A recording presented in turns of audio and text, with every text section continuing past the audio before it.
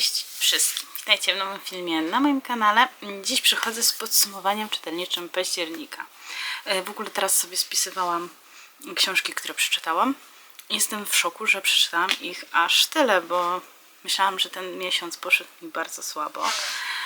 Natomiast udało mi się skończyć książkę na październik, czyli Córkę Żelaznego Smoka. Tutaj mam ta książka wydaje się, że nie jest cała przeczytana, to jest fakt, bo tutaj w drugiej, już w drugiej połowie jest drugi tom, czyli Smoki Bubble, którego jeszcze nie zaczęłam, planuję, ale na razie daleko mi do tej książki. Chociaż pierwszy tom bardzo mi się podobał. Mamy tutaj w tym tomie Jane, która jest ludzkim podrzutkiem i jest w takim trochę fantastycznym świecie i jest ona w zamknięciu, w takim zakładzie, gdzie pracuje, no i jest jakby więźniem. No i pewnego dnia trafia na trop smoka, który obiecuje jej pomóc w ramach za to, że ona jemu pomoże. No i przez tą dziwną przyjaźń i zażyłość trochę, no, ma Jane problemy.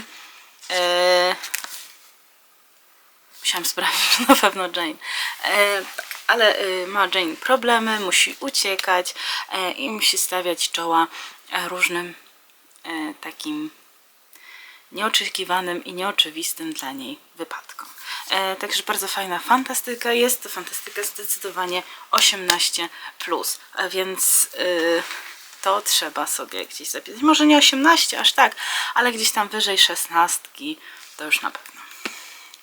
No i nie mogę się doczekać kolejnych dwóch tomów, czyli Smoki Bubble, właśnie drugi tom, i trzeci to jest chyba Matka Żelaznego Smoka. Czy tutaj jest z tyłu pokazane? Nie ma. Ale jest też trzeci tom, który jest w oddzielnej książce. No i teraz przechodzimy w krainę e-booków i audiobooków, bo na tym się opierałam w tym miesiącu. Na początek opowiem może o moim cudownym patronacie, książka Bogusza Zawiszy Oni. Jest to książka, która opisuje nam ludzi, którzy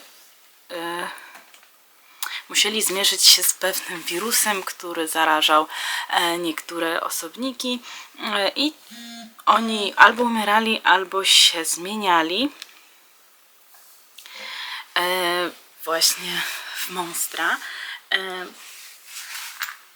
No i na ziemi są obozy ludzkie i ludzie walczą tak naprawdę o przetrwanie.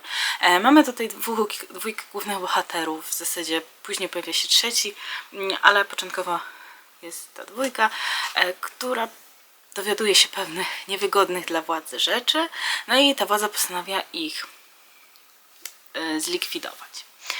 Przez to, że trafiają w ręce pewnego strażnika, który również ma chęć im pomóc, no to udaje im się uciec stamtąd i z wyspy, na której się znajdowali, przenoszą się na kontynent, gdzie poznają innych ludzi, innych ocalałych. Nie do końca ci ludzie są, jakby to powiedzieć, nie do końca są warci zaufania, natomiast na początku właśnie im wydaje się, że tak jest. No i mamy tutaj tą historię, będzie to trylogia z tego, co się dowiedziałam. No i pierwszy tom zostawia wiele niewyjaśnionych rzeczy i ja już się nie mogę doczekać premiery tej książki, po pierwsze, bo premiera już 15 listopada. W chwili, kiedy to nagrywam, jest 7, więc już coraz bliżej tej właśnie premiery. No i nie mogę się doczekać też kolejnych tomów, bo jednak naprawdę fajnym piórem napisana jest właśnie ta książka, więc polecam i nie mogę się doczekać, aż będzie w fizycznej wersji w moich łapkach, bo na pewno będę o niej jeszcze wiele razy opowiadać. Kolejna książka to był totalny niewypał, bo jest to książka Pauli Dziulak, Troublemaker.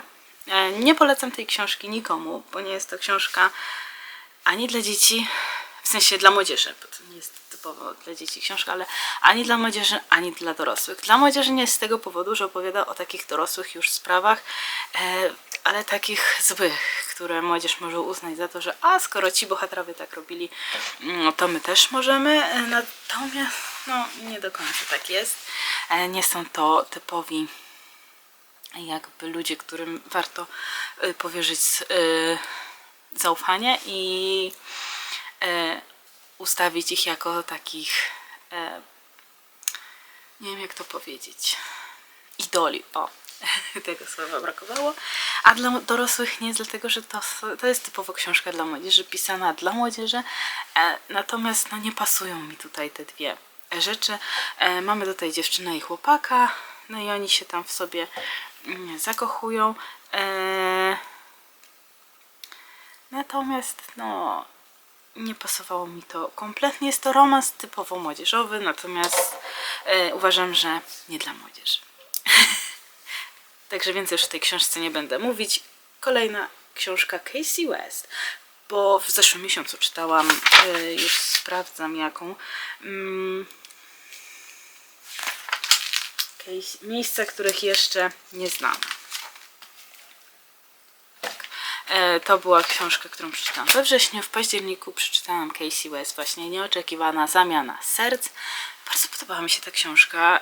Imion bohaterów jak zwykle nie pamiętam, ale mamy tutaj dziewczynę, która zaczyna się ta książka tak, że mamy dziewczynę, która przychodzi do koleżanki do pracy, tam ją odwiedzić, spędzić z nią trochę czasu, no i widzi, że jeden chłopak czeka wraz z kolegą na kogoś i tam troszkę podsłuchuje ich rozmowę i dowiaduje się, że no, założyli się, że dziewczyna, z którą się ten chłopak umówił, nie przyszła na spotkanie.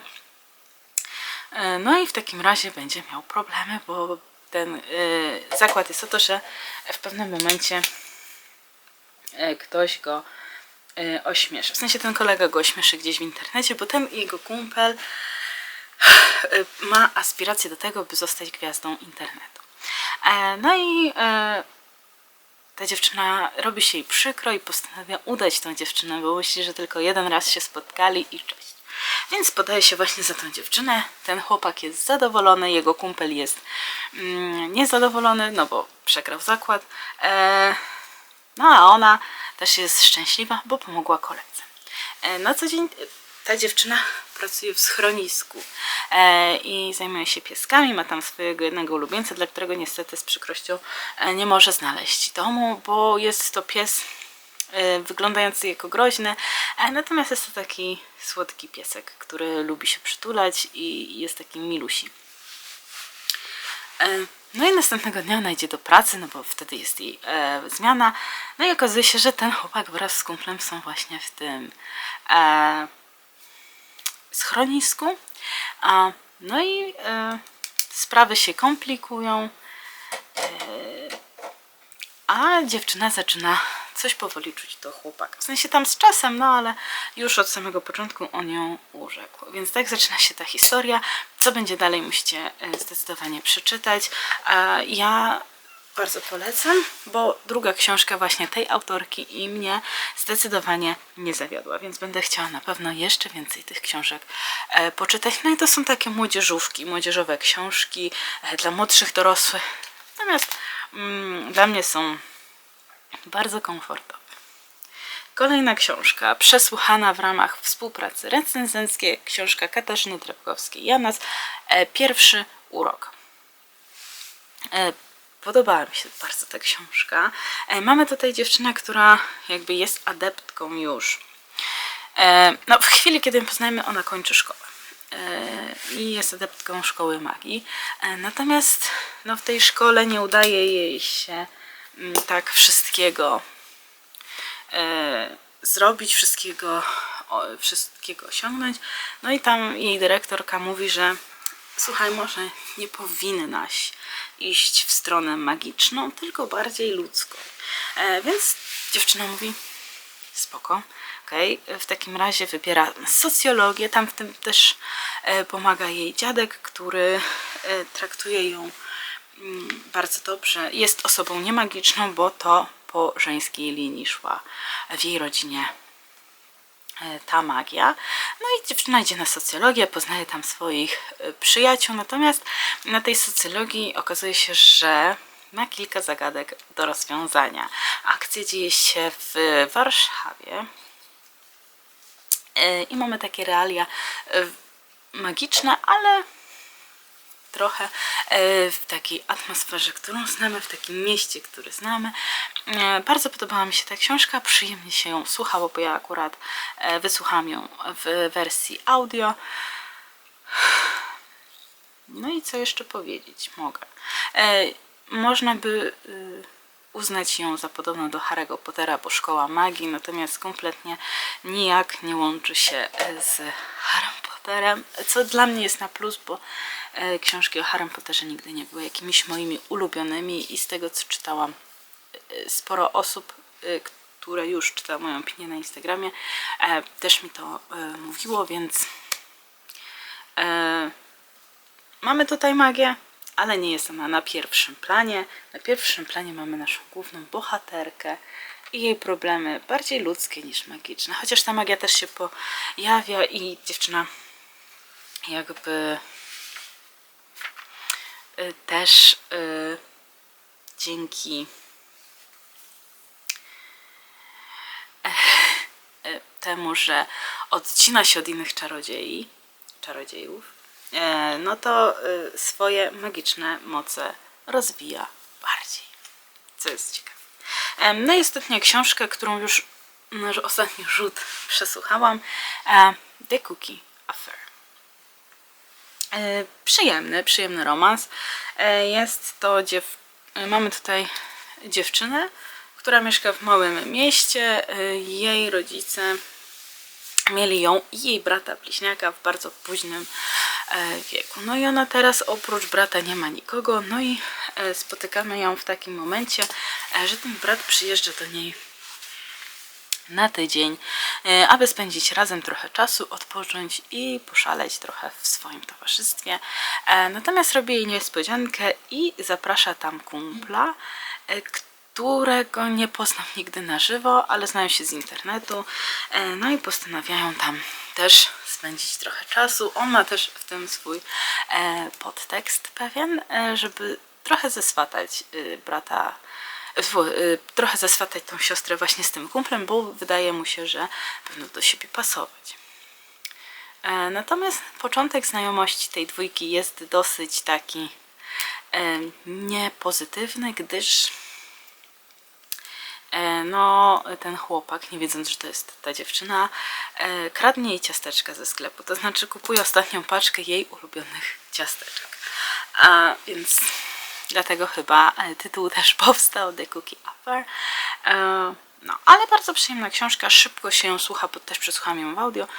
Bardzo pozytywna i mi się bardzo podobała, chociaż no akcja trochę szła za szybko, no ale już to pomijam, bo ogółem bardzo mi się podobała.